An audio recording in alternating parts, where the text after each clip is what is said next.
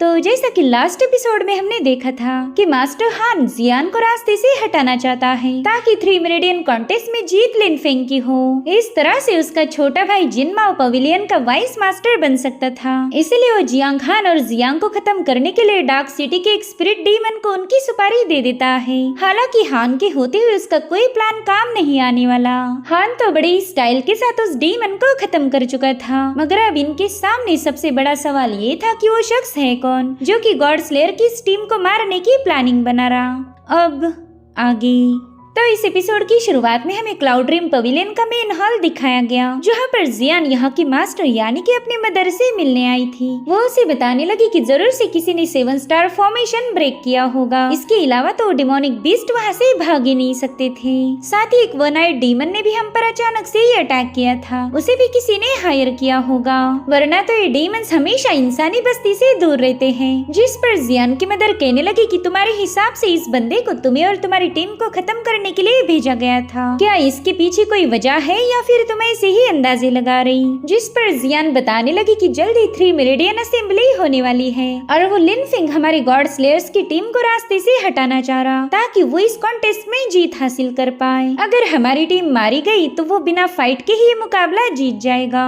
अब जियान की सारी बातें उसकी मदर ने सुन तो ली, मगर वो लिनफेंग के खिलाफ सबूत मांग रही थी। जिस पर जियान कहने लगी कि मेरे पास फिलहाल तो कोई सबूत नहीं, मगर मैं अच्छे से जानती हूँ कि उस लिनफेंग ने ही डीमंस को रिहा करके हमें मारने की प्लानिंग बनाई थी। जिस पर पवेलियन की मास्टर कहने लगी कि बिना सबूत के तो मैं तुम्हारा साथ नहीं दे सकती, अगर कोई सबूत पेश करो तो मैं जरूर से गॉड स्लेयर टीम को जस्टिस दिलाऊंगी। मैं यहाँ की मास्टर हूँ तो क्या हुआ, लेकिन बेवजह किसी पर इल्जाम नहीं लगा सकती। वैसे भी फिलहाल पवेलियन में काफी सारे मसले हो रहे, तो मेरे ख्याल से तुमने दूसरों पर इल्जाम लगाने की बजाय अपनी कल्टीवेशन पर ध्यान देना चाहिए। जहाँ तक मुझे पता है तुमने कई दिनों से ब्रेक थ्रू नहीं किया, और वैसे भी एक पावरफुल कल्टीवेटर को मारने की हिम्मत किसी में नहीं होती और ना ही कोई उसके खिलाफ प्लानिंग बना सकता। इसलिए तुमने तो खुद को इम्प्रूव करने पर ध्यान देना चाहिए। इतना कहते साथ ही मास्टर वहाँ से रवाना हो गई। जियान को तो उन पर काफी ज्यादा गुस्सा आ रहा था, क्योंकि उन्हें सच्चाई पता होकर भी वो जियान से सबूत की मांग कर रही थी। वो कहने लगी कि आपको अगर सबूत ही चाहिए तो ठीक है, मैं आपके सामने सारे एविडेंस पेश करूंगी। अब वो हॉल से बाहर आते ही उसके दोस्त उससे पूछने लगे कि क्या हॉल मास्टर ने तुम्हारी बात पर यकीन किया। जिस पर जियान बताने लगी कि लिनफेंग को पनिश करने के लिए उन्हें सबूत की जरूरत है, तो वो सबूत हम उनके सामने पेश करेंगे। इसलिए मैंने एक प्लान बनाया है। मैं हान और लांग के साथ उसी फॉरेस्ट में जाऊंगी जहाँ से उन डिमोनिक बीस्ट को आजाद किया था।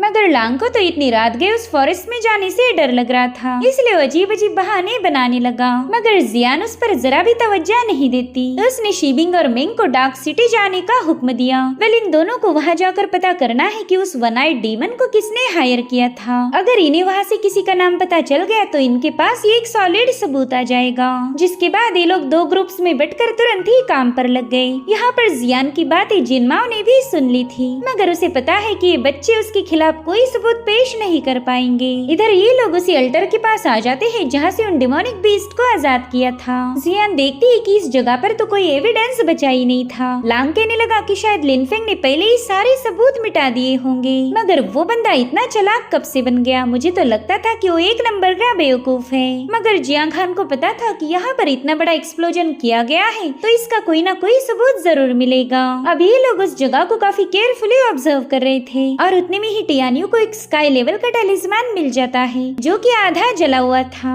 तो हान तुरंत ही वो टैलिस्मान जियान को शो करता है। वो कह रही थी कि शायद इसी टैलिस्मान का यूज करके 7 स्टार फॉर्मेशन को ब्रेक किया होगा, मगर पता नहीं ये टैलिस्मान किसका होगा। तो लांग तुरंत ही खुद की तारीफें करते हुए बताने लगा कि मैं टॉप क्लास का इमॉर्टल हूँ जो कि टैलिस्मान को काफी अच्छे से रीड कर सकता। जिसके बाद उस टैलिस्मान को चेक करके जियान को बता देता है कि ये तो एक टॉप ग्रेड का स्काई लेवल का टैलिस्मान है। साथ ही मुझे इसमें स्टार चार्म टेक्निक के ट्रेसेस भी नजर आ रहे, जो सुनते साथ ही जियान और ज्यादा परेशान हो गई। जुदे खान उससे इसके पीछे की वजह पूछने लगा, तो जियान उसे बताने लगी कि ये टैलिस्मान मेरे फादर जू टियानशिंग ने ही क्रिएट किया था। उनकी मौत मौत के बाद ये टैलिस्मान मेरी मदर के पास था, तो क्या मेरी मदर ने यहाँ के डिमोनिक बीस्ट को आजाद किया? ना ना, ऐसा तो नहीं हो सकता। वो भला अपनी ही बेटी को मारने की कोशिश क्यों करेगी? जिस पर हान कहने लगा कि ऐसा भी हो सकता है कि ये टैलिस्मान मास्टर हान ने क्रिएट किया हो। वो बंदा लिन फेंग का अंकल है और लिन फेंग को 3 मेरिडियन कॉन्टेस्ट में जीत दिलाने के लिए वो किसी भी हद तक जा सकता।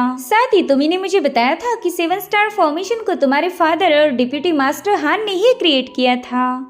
इसका सीधा मतलब ये है कि तुम्हारे फादर जैसी पावर मास्टर हान के भी पास होगी, तो उसने अपनी उन्हीं पावर का यूज करते हुए ऐसा डुप्लीकेट टैलिस्मान बना लिया होगा। यहाँ पर जियांग हान की बातों से जियान पूरी तरह से अग्री हो गई। वो कहने लगी कि मेरी मदर उस टैलिस्मान का मिसयूज कभी नहीं करेगी। अब हमने पैलेस में जाकर बस उस टैलिस्मान के बारे में मेरी मदर से पूछना पड़ेगा। अगर उनके पास ओरिजिनल टैलिस्मान मौजूद है तो फिर हमें जवाब मिल जाएगा कि ये वाला टैलिस्मान मास्टर हान ने ही बनाया था और उसी ने डिमोनिक बीस्ट को आजाद। अब ये लोग वहाँ से जाने वाले थे कि तभी अचानक से एक फॉर्मेशन वहाँ पर एक्टिवेट हो गया। जियांग हान अपने दोस्तों को आगाह कर पाई, इससे पहले वो लोग गायब हो गए। कोई तो था जिसने जियांग हान के दोस्तों को किसी और जगह टेलीपोर्ट कर दिया। हान को तो कुछ भी समझ नहीं आ रहा था कि यहाँ पर हिडन फॉर्मेशन किसने सेटअप किया होगा और उतने में ही वहाँ पर जियांग पेंग पहुँच जाता है। गाइस, ये बंदा जियांग हान का ही चचेरा भाई है, मगर इनकी आपस में जरा भी नहीं बनती थी। वो हान से कहने लगा कि मेरे भाई को इतना घबराया हुआ देखकर मुझे काफी ज्यादा अच्छा लग रहा। अब पेंग को वहाँ देखते ही हान की तो सटक गई। वो उससे पूछ रहा था कि बता मेरे दोस्त कहाँ पर हैं? अगर उन्हें कुछ हो गया तो मैं तुझे जिंदा नहीं छोड़ूंगा। जिस पर पेंग मजे में कहने लगा कि मेरे भाई हान, तुम खुद ही मौत के मुंह में हो, मगर अभी भी तुम्हें दूसरों की फिक्र हो रही। पहला तो तुम मुझसे ये पूछो ना कि मैं तुम्हें किस तरह से मारने वाला हूँ। साथ ही अपनी भीख मांगने वाले लाइन्स को भी अच्छे से याद कर लेना, क्योंकि आज तुम मेरे सामने रहम की भीख मांगने वाले हो। इतना कहते साथ ही वो अपने साथ लाए हुए मास्क वाले बंदे को हान पर अटैक करने के लिए भेज देता है। उस बंदे ने बड़ी स्टाइल के साथ अपने ब्लेड को समन कर लिया था। इधर हान सोचता है कि मैं इस बंदे की कल्टीवेशन रॉयल को भी महसूस नहीं कर पा रहा। पता नहीं ये बंदा आखिर है कौन और ये किस क्लैन से बिलोंग करता।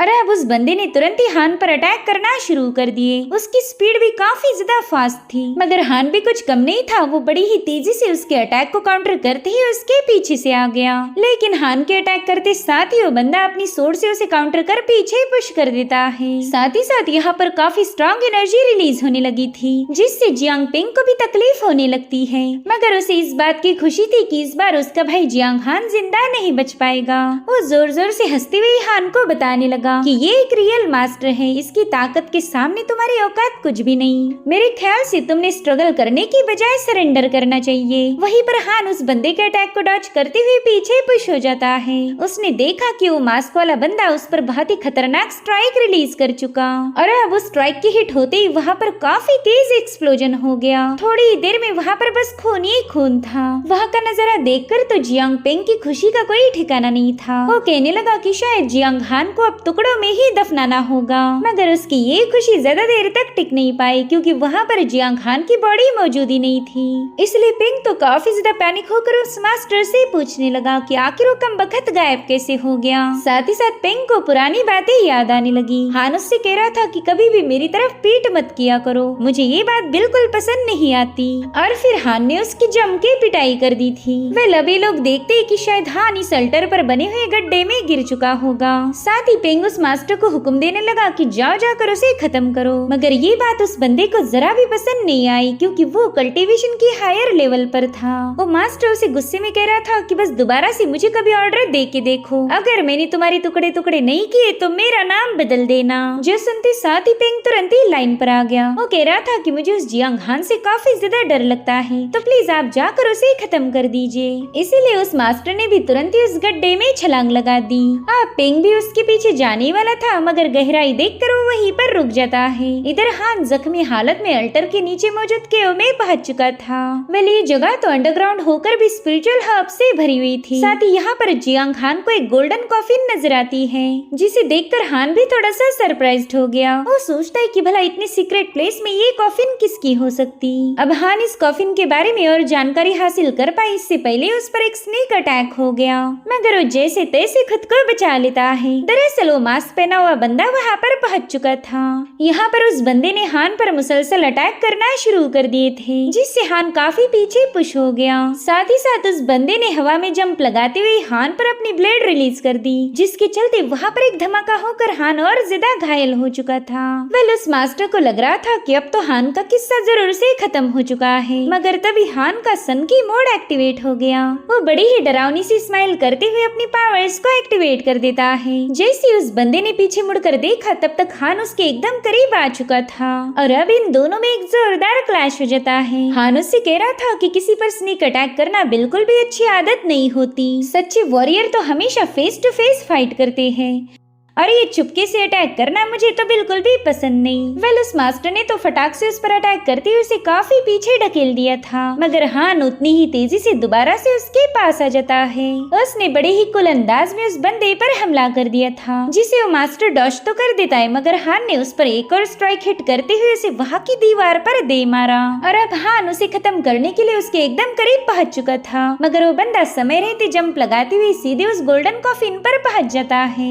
उसकी हालत देख खान को तो हंसी आने लगी। वो कह रहा था, अरे अरे शायद अब तुम ज्यादा देर तक मेरे अटैक्स को रोक नहीं सकते, मगर अभी तो इस खेल की शुरुआत हुई है, मैंने मेरे हुक्म का इक्का भी यूज नहीं किया और तुम तो उससे पहले ही भाग रहे हो ना। यार मुझे ऐसे अपोनेंट जरा भी पसंद नहीं आते। जो सुनकर वो बंदा भी गुस्से में अपनी पावर्स को एक्टिवेट करते हुए कहने लगा कि बच्चे ज्यादा उड़ मत, कल्टीवेशन के मामले में मैं तेरा बाप हूँ। और अब वो हान पर अटैक करने के लिए रवाना हो गया। हान उससे कह रहा था, बहुत अच्छे, बस इस बार अपना बेस्ट अटैक यूज करो क्योंकि बाद में तुझे तो मौका नहीं मिलने वाला। और अब हान काफी तेजी से उस पर हमला करते हुए उसे वापस से उसी कॉफिन पर लेके आ जाता है। यहाँ पर हान पूरी तरह से उस पर डोमिनेट कर रहा था। वो उस मास्टर से कह रहा था कि शायद तुम्हें मेरी बातें सुनकर गुस्सा आ रहा है, तो चलो एक काम करो, अपना सारा गुस्सा मुझ पर उतार दो। बिना गुस्से वाली फाइट तो काफी ज्यादा बोरिंग लगती है, इसलिए तुम अपने गुस्से से इसमें थोड़ा सा तड़का मार दो। जो सुनते साथ ही उस बंदे ने गुस्से में आकर हान पर अटैक कर दिया, मगर वो अटैक मिस होने की वजह से सीधा कॉफिन पर जाकर ही हिट हो गया था। साथ ही हम यहाँ पर एक बहुत ही स्ट्रॉन्ग एनर्जी को रिलीज होते हुए देख पाते हैं। यहाँ पर हान ने उस बंदे के दूसरे अटैक को भी रोक दिया था। वो कहता है, यार तुम तो खुद को मेरा बाप बुला रहे थे, मगर अब तुमने मुझे पूरी तरह से डिसअपॉइंट किया है।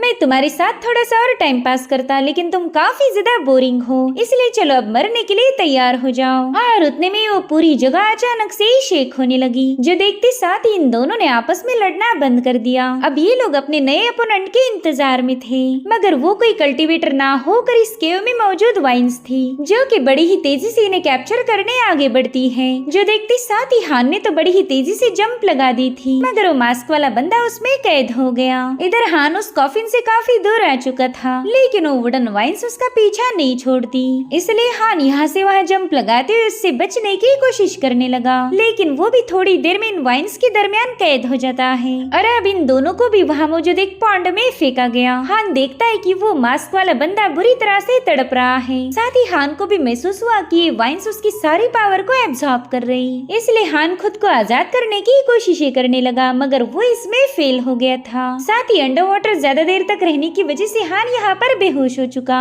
लेकिन तभी उसे अपनी छोटी सिस्टर लियार की बातें याद आने लगी। लियार ने उसे कहा था, बड़े भाई जब तक आप मेरे साथ हो तब तक मुझे कोई डर नहीं, आप जहाँ रहोगे वही मेरा घर होगा। यहाँ पर हान अपनी सिस्टर और पेरेंट्स को मिस कर रहा था, उसे कुछ भी करके वापस जाना ही होगा, वरना लियार तो बेसहारा हो जाएगी। और इसी के साथ एपिसोड यहीं पर एंड हो जाता है। Thank you so much for watching, bye bye, take care.